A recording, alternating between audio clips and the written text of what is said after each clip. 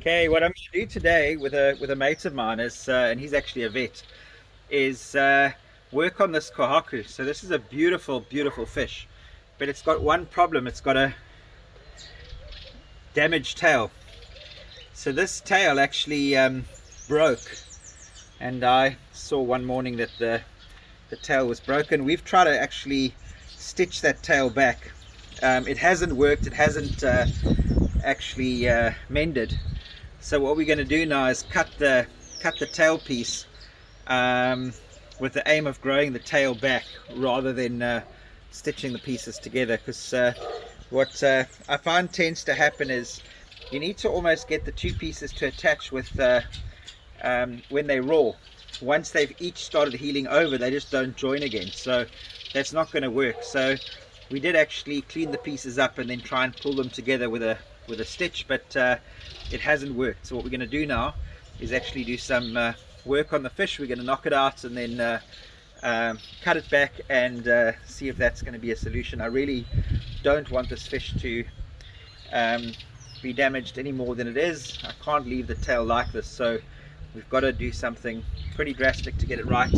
You can see how incredible this fish has turned out. So yeah.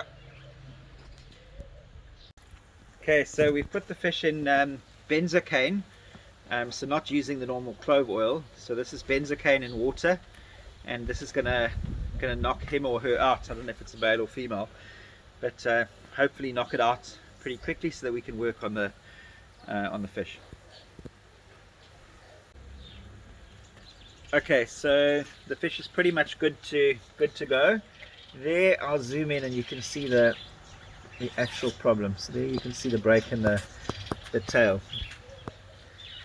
So now we're going to start the work.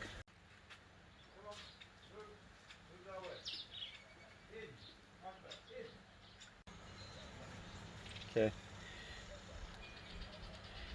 So we've cut the piece that is healed back completely. We've made a new cut. We've taken the actual stitches out, and we've cut a completely new edge along the length of the tail, so everything can heal again from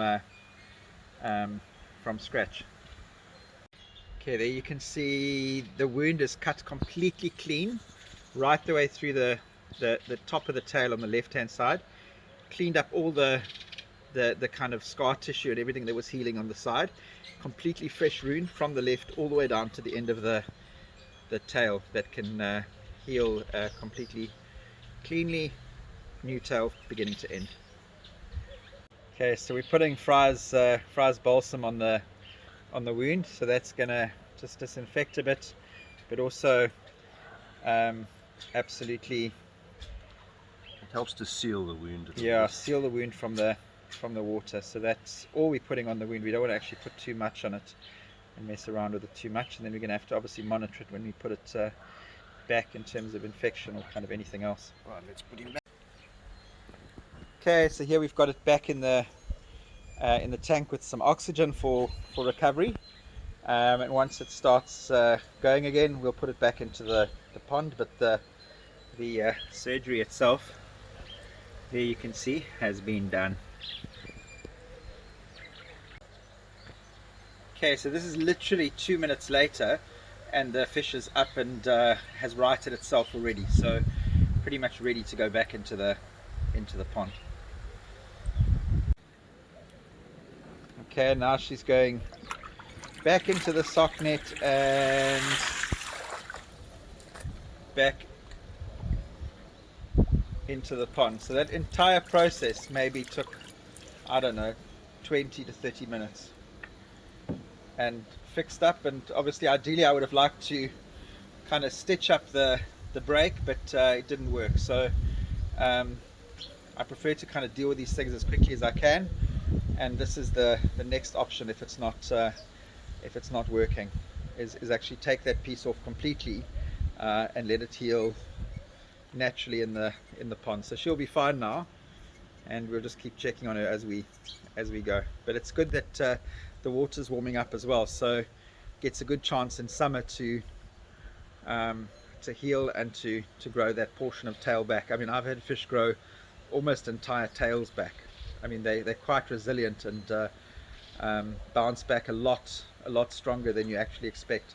It's quite crazy. That fish is 50 odd centimeters already, in fact just more than 50, and compared to the rest of the fish it actually looks quite small in here. So it just shows you the size of some of the fish in the pond. I reckon that one must be about, gosh, about 55.